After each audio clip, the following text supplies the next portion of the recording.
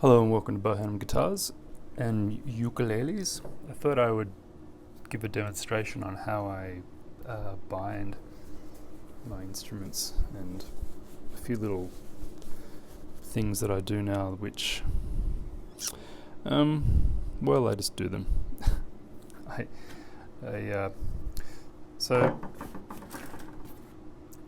here we have the center line on this walnut uke. Where is it? There. And the bindings come around, and I've just chopped it a little bit short because what I used to do was I used to cut this right on the center line, and then I'd bring the other binding around and join that and butt that up against there, so everything was on the center line. And I did this for the purfling as well, but now I don't do that for either end of the instrument, regardless of the instrument, guitar or uke. I just thought it was a bad idea to have the center line of everything all in one, and it is, it's just the finish kind of cracks a little bit easier on that, just because you've got the wood, the purfling, the wood, then the purfling, and then the binding, and they've all got the same center line. And it's, sorry, you can't actually see that drawing. The wood, the purfling, and the binding, and they've all got the same center line. So now I just offset them a little bit. So what I do is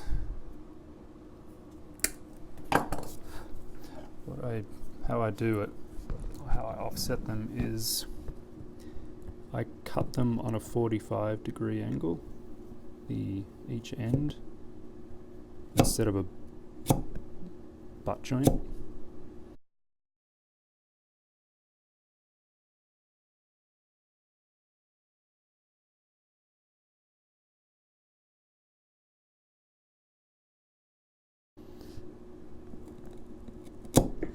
And this just gives a little more, it's not really much to worry about, but it just gives a slightly more gluing surface, because a butt-to-butt joint is the weakest possible glue joint you can do, with a one bit of wood joined to another bit of wood. So it doesn't really matter where you put these. I've put them you just need a sharp chisel and just looking straight down and using the, sorry, I'm jumping around here, using the reflection to get the 45. It doesn't matter where you put this. Sometimes I've joined the bindings here. You sort of want to do it in some sort of flat area, and so, one second.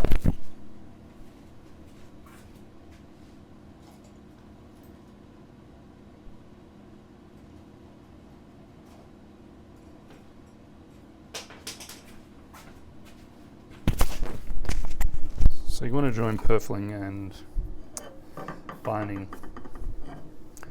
on a flat area, and the flat area is here, here, here, and kind of about there. If you try and join, so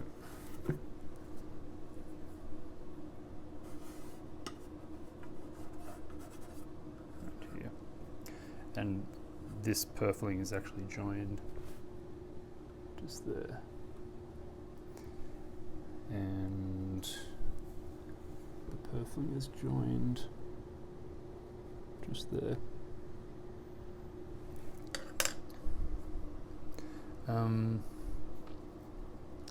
So if you try and, if you can do purfling's a little bit easier to do on a curved area, but I find it's just much easier just to do it on the flatter parts. Binding, you could probably do plastic binding on a curve, but I don't. I just do it here. There's a lot less stress on this area. So this particular piece, it's going to be on this side of the center line for this end, and it's going to be a little bit to the right of the center line on this end, or maybe a little bit closer. The other thing is, even if you have this 45-degree right on the center line, so that's the direction of the cut that I made. This is ebony, so it's kind of hard to see, but so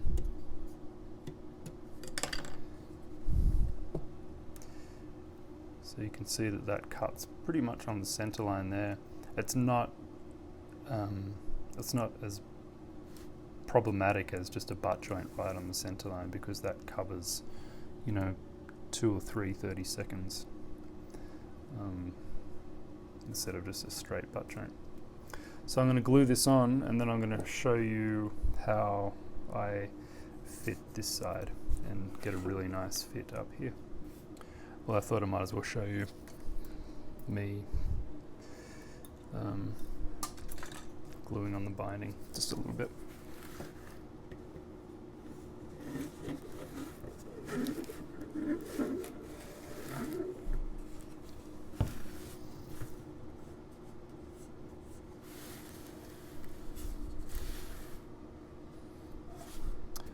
I usually CA glue the purflings in and then use tie bond for the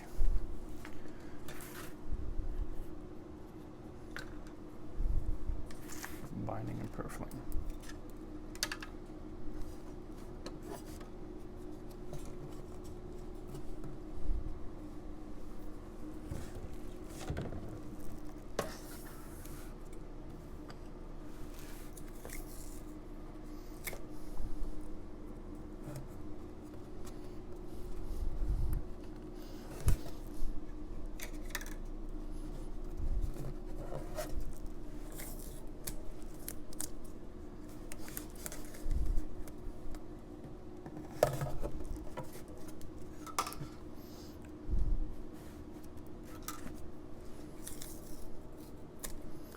First binding is a lot easier because it everything is, you don't have to butt anything up, you don't have to worry about the ends. Actually, that's another thing that's good about doing this method. If you and I don't do it for this reason, but it's just something that I thought about that's beneficial. You can start at the waist and get the waist nice and perfect, and then work out from there. And you don't have to worry about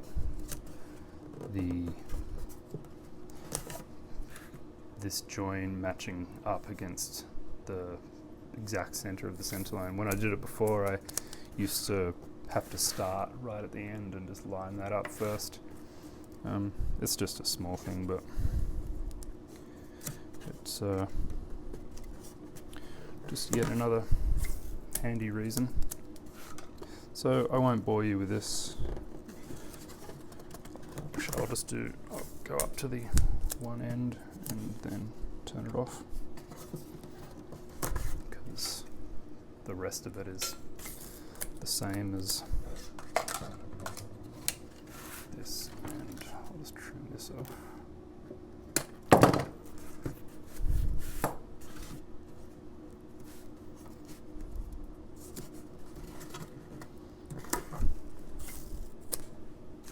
I found that this brown tape is nice and tough, and it is very nice and the best, seems to be, for wood binding. If you're using plastic binding, you can just kind of, look at it and it falls into place.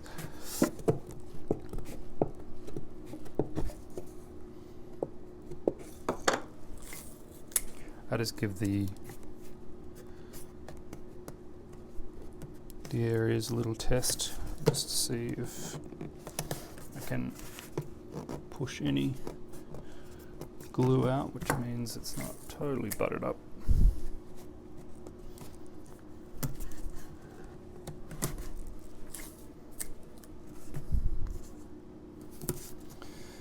And I didn't really show, but I did a lot of preparation on this area. So I used to do all this at once. Now I put the purflings in first and then clean this edge up, and I get a better result, I think, doing it this way, but that might just be me.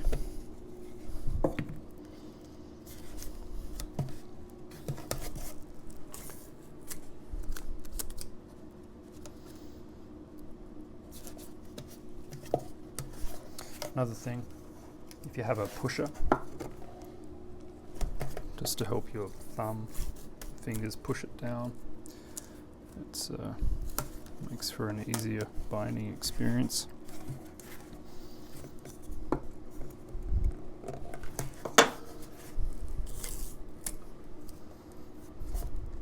I guess I'm just going to show you all of one side.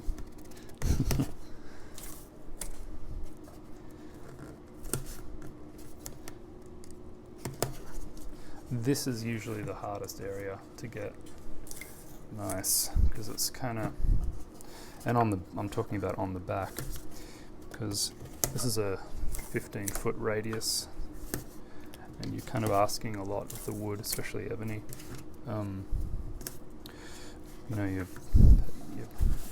You're trying to twist it in 3 ways, 3 different directions, I mean. So I just observe if I've got any gaps here. On ebony, you can obviously fix that up a lot easier with wood dust and such things, but you shouldn't rely on wood dust to save you every time.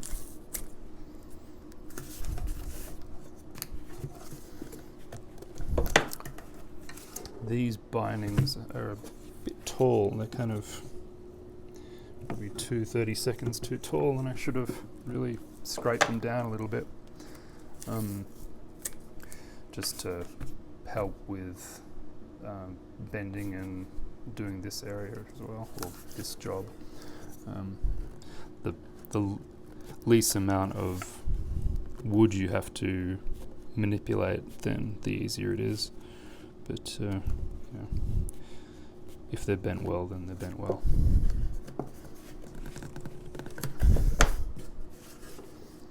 Good name for a butler if you're rich. Bent well, instead of Arthur. Okay, so that's all done, and you can see this. That's the edge here, and that is the center line. So I'm going to fit this end using glue and bind it up to about here, and then you have to stop about here just so you can manipulate the wood enough, pull it out, and just fine chop it down slowly until it just fits perfectly up against there. And that will be the next little part. Okie dokie. So just going to fit one end of the second binding. So just position it at the waist.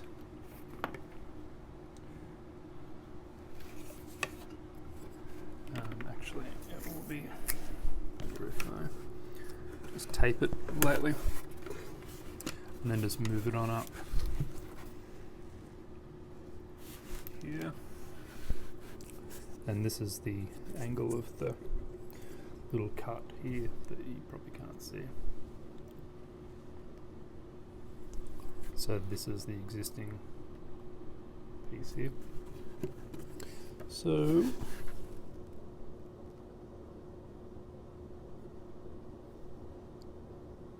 it's going to be somewhere there. So just get your fret clippers or something and trim that off.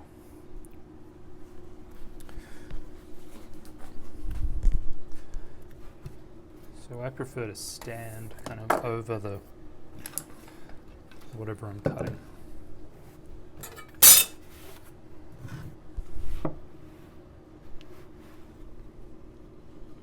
It's a bit low.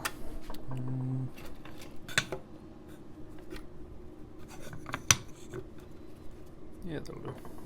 So you want the cutting surface just to be pretty much on the same plane. A little bit off is okay, but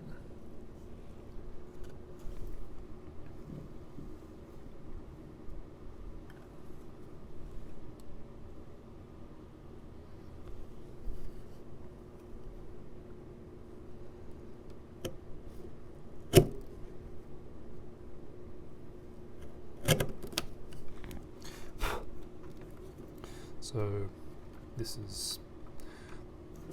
that's fitting nicely there, but there's gaps around here, so I have to keep going a bit.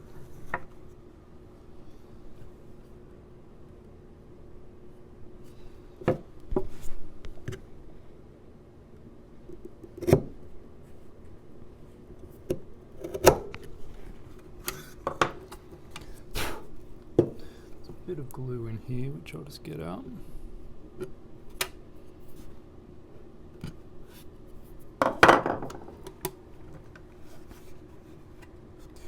That's pretty good.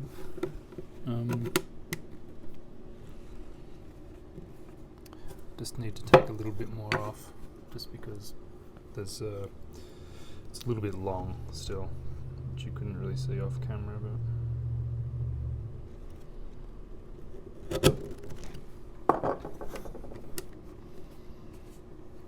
okay, so that's good.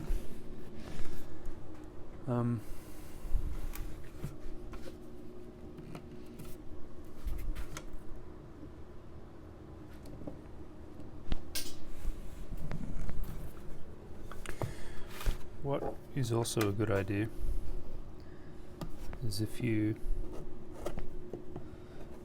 trim down the binding that's already glued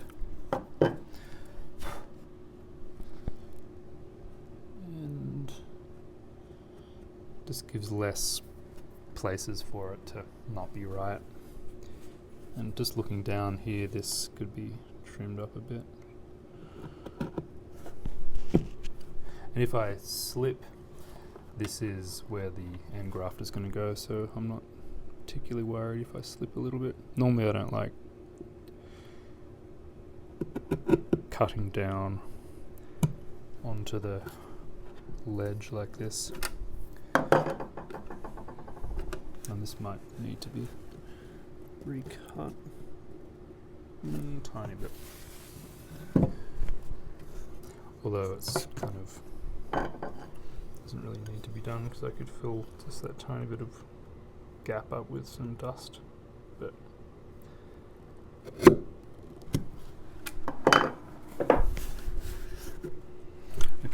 So I'll just get a different angle of this and get a real close up so you can see.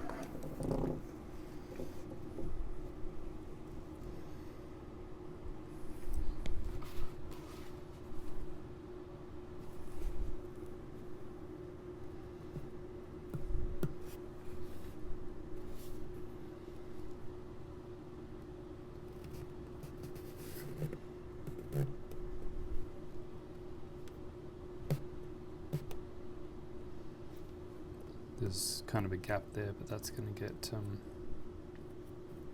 it's actually going to be riding up about here.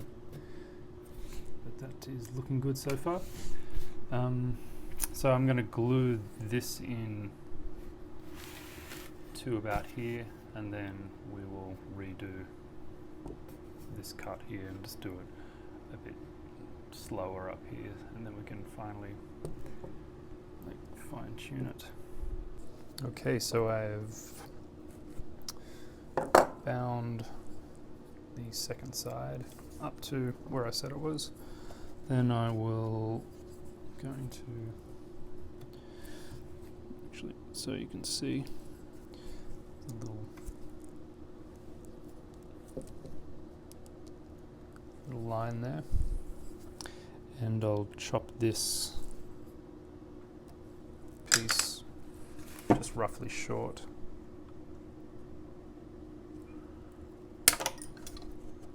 Then I'm going to slowly pare that back until it just slides into that.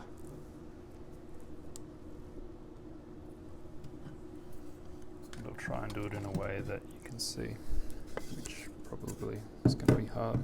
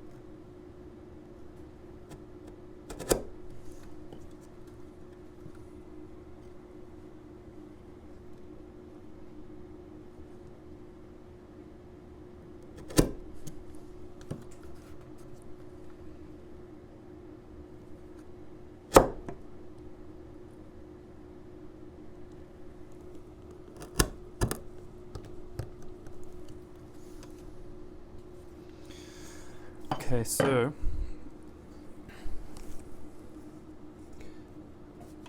I'm pushing this in. It's almost there, but obviously it's got a little bit to go. So if I just keep taking that back, we will get there.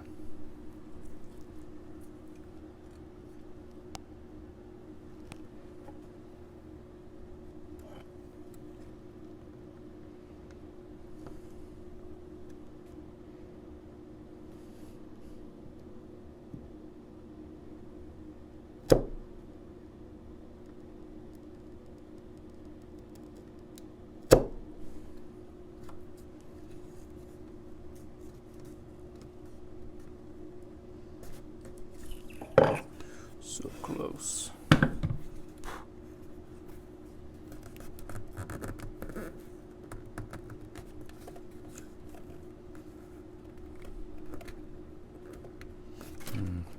Touch more. You could even, from this point, you could sand it, but I'm going to not sand it.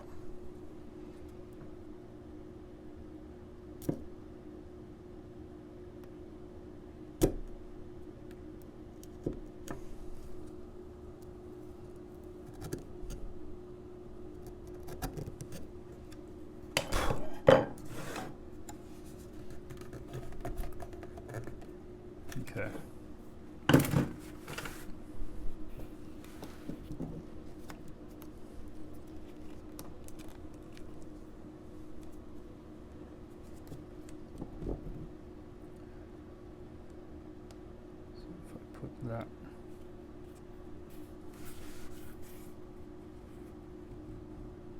you can see the whole thing. So now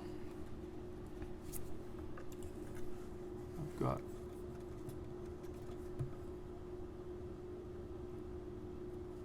this line, and this line meeting up perfectly, and this extra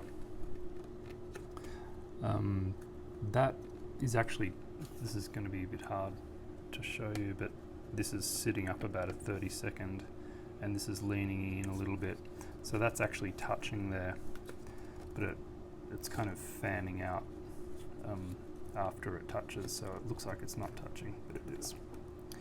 So nice join there, a little bit off the center line, which is what I like. And now I can just continue on with binding this, and that is going to be absolutely invisible once I glue it and finish it. Hello. So everything's bound, or been bound, or binded, whatever you prefer. So I still haven't taken off this last little bit because I wanted it to be a surprise for all of us. So that's how much I care. But just as an aside, I just all this excess binding. Normally I don't have so much excess binding, but these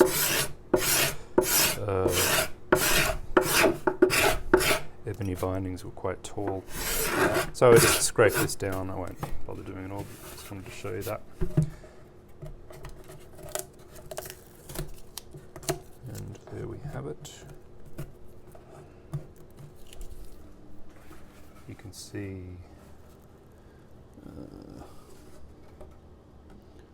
the cut there, or the angle of the binding there.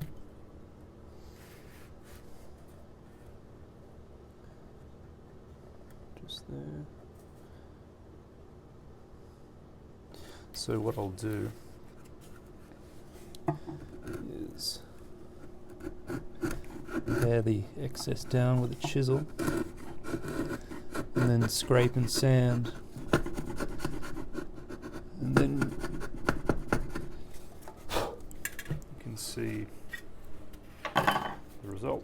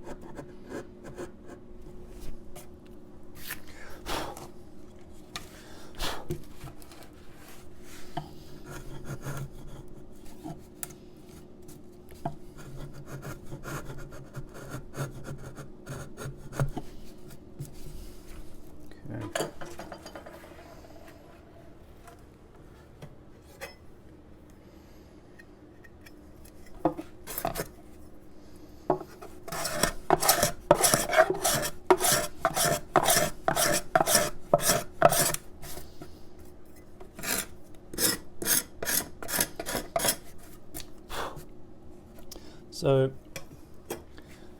I can't see where I joined it.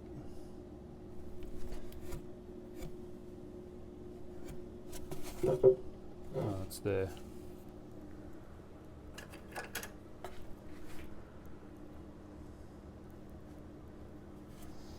There it is.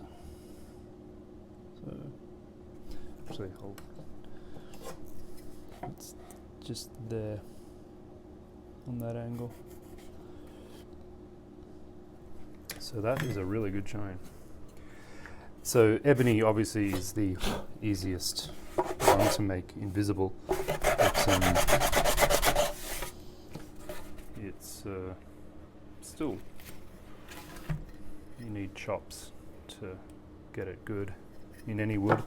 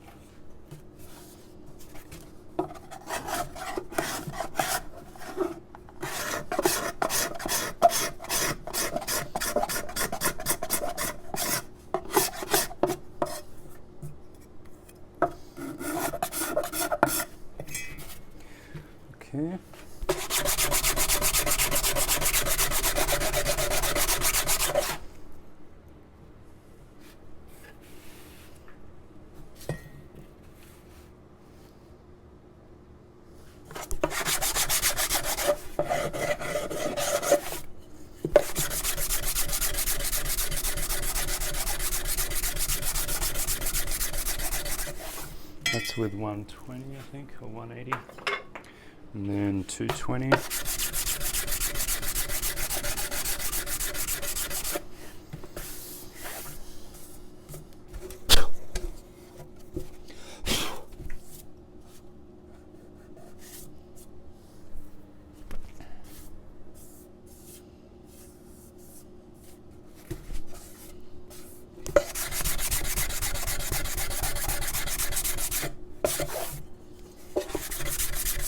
$320.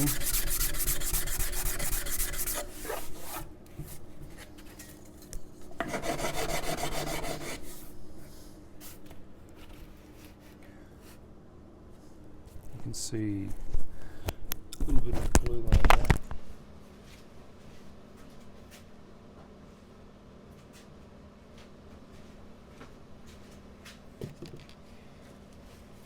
And this is a little bit premature. This is a little bit premature what I'm about to do, but a bit of shellac.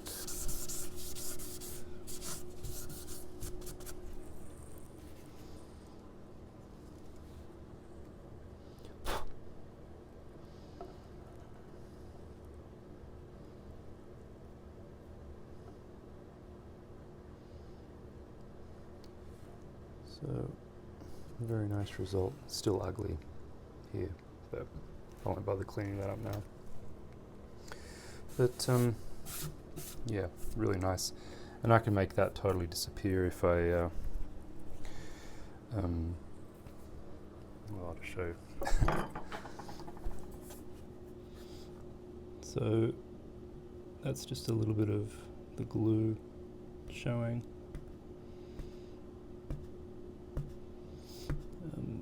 You could either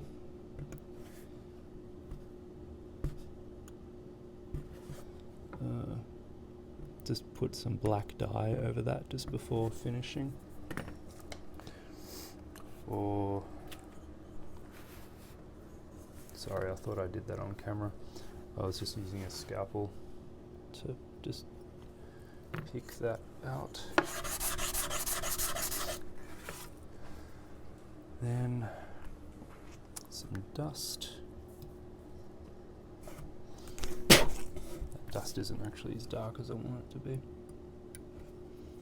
even though it will turn black when I put the super glue on it.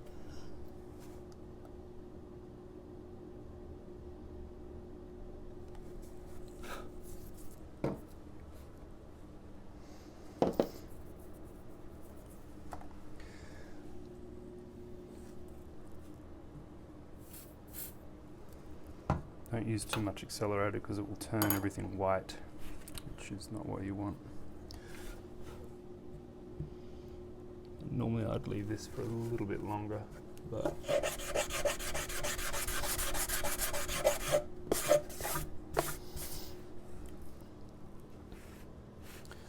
and that's a little bit better. I mean, as it is, that's totally fine. But if you want it utterly invisible,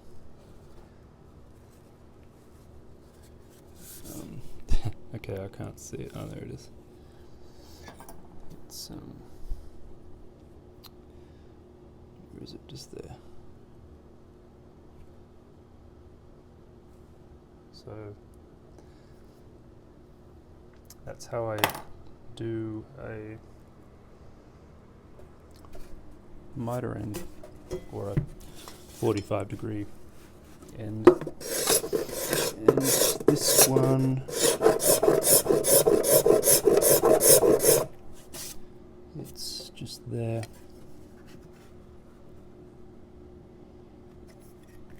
I don't think you'll be able to see that. Where is it? There. So, yeah, it's good. You can get, to be fair, you can get butt joints, as invisible as that. That's not really what this video is about. It's just more about that 45-degree off the center line technique. A lot of classical makers do a 45. I've seen, let me get a pencil.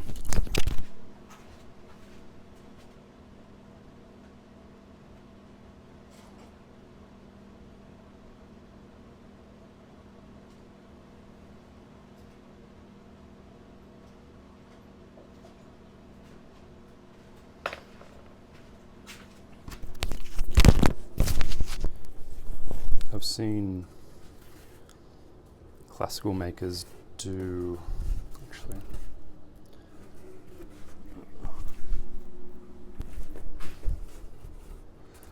they do, so you can do a 45 this way, or you can do a 45, or any angle, that way. I've also seen kind of a lap joint almost. You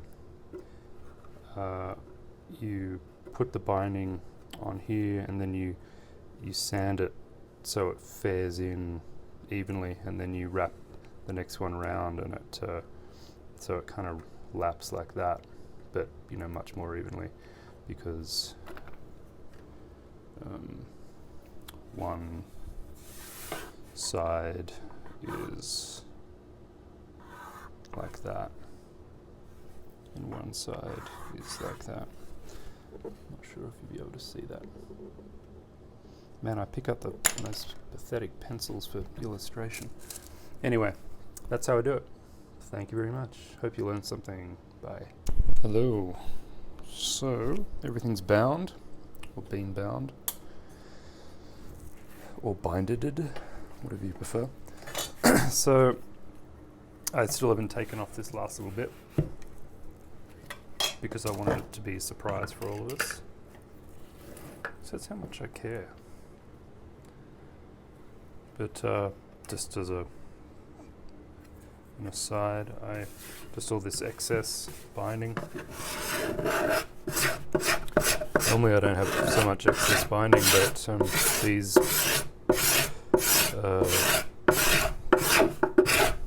ebony bindings were quite tall.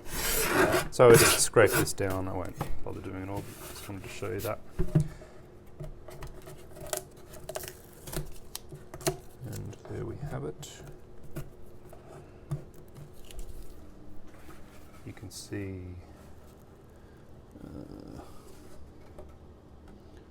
the cut there, or the angle of the binding there.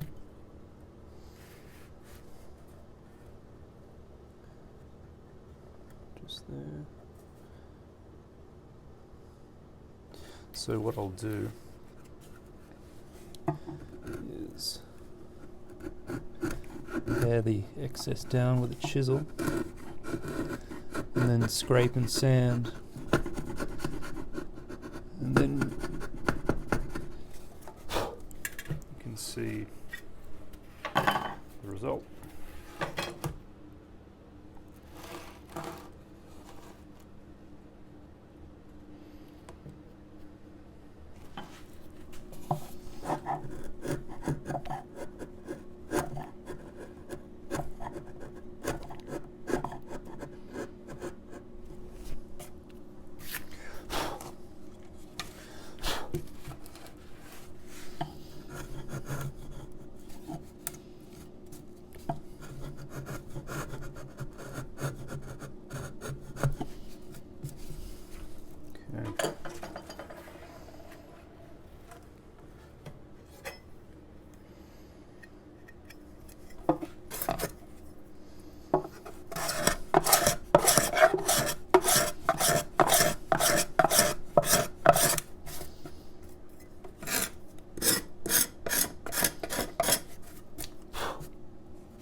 So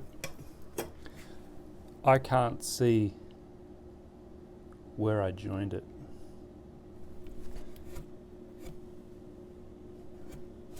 Oh, it's there.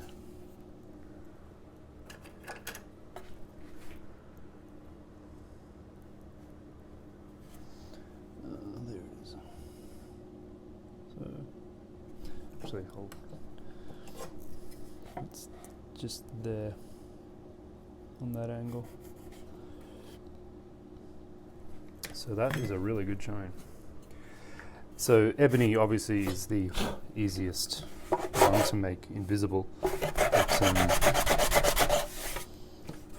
it's still, you need chops to get it good in any wood.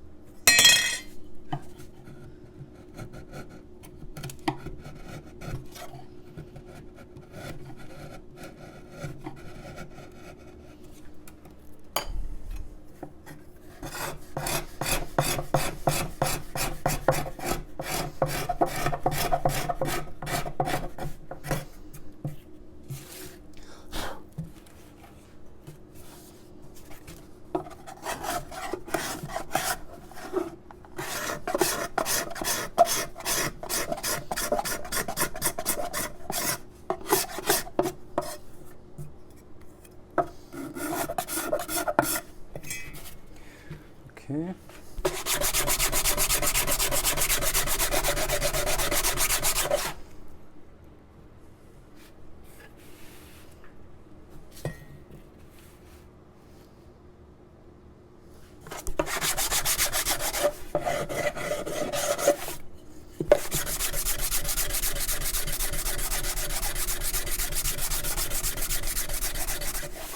That's with 120, I think, or 180. And then 220.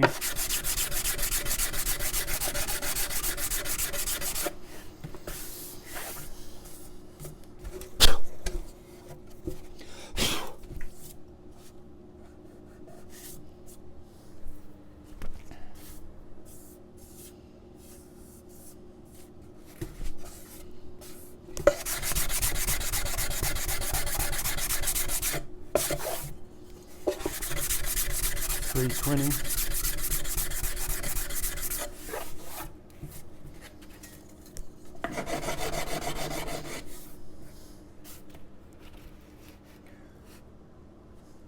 You can see a little bit of glue line there.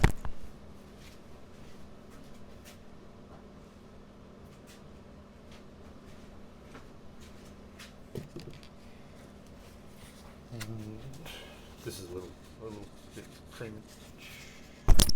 This is a little bit premature what I'm about to do, but a bit of shellac.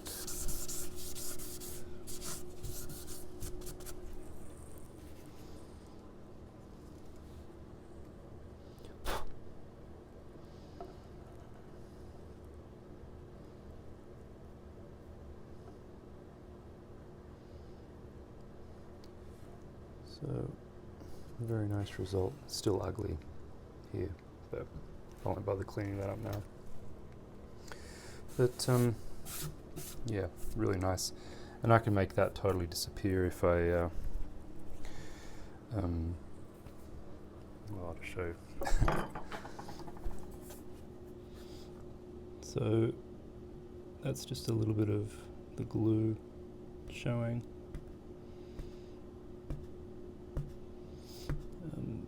You could either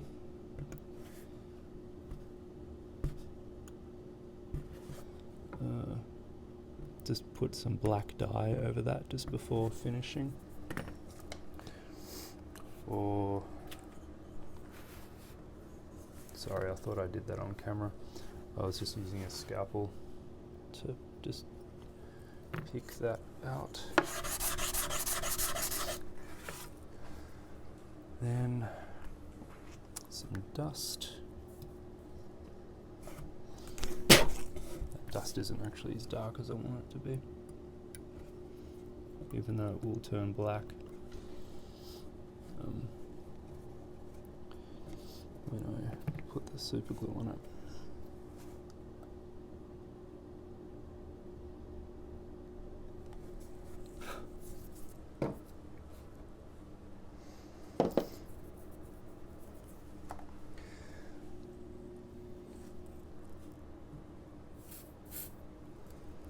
Don't use too much accelerator because it will turn everything white, which is not what you want. Normally I'd leave this for a little bit longer, but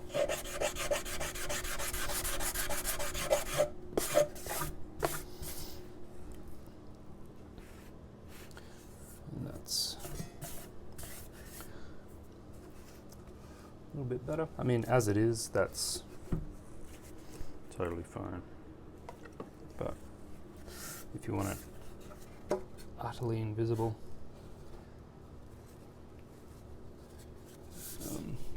okay, I can't see it. Oh, there it is. It's where is it? Just there. So that's how I do a miter end, or a 45-degree end. And this one, it's just there.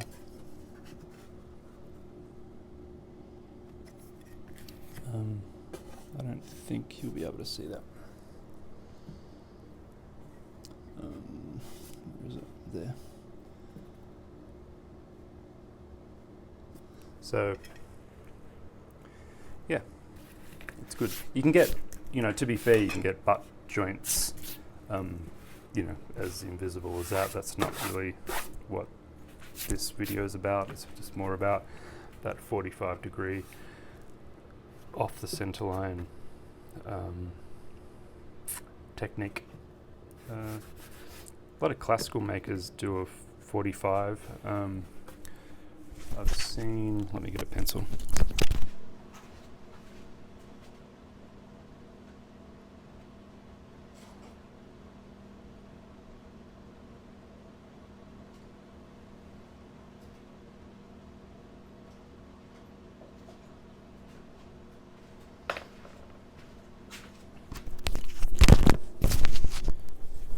I've seen classical makers do, actually,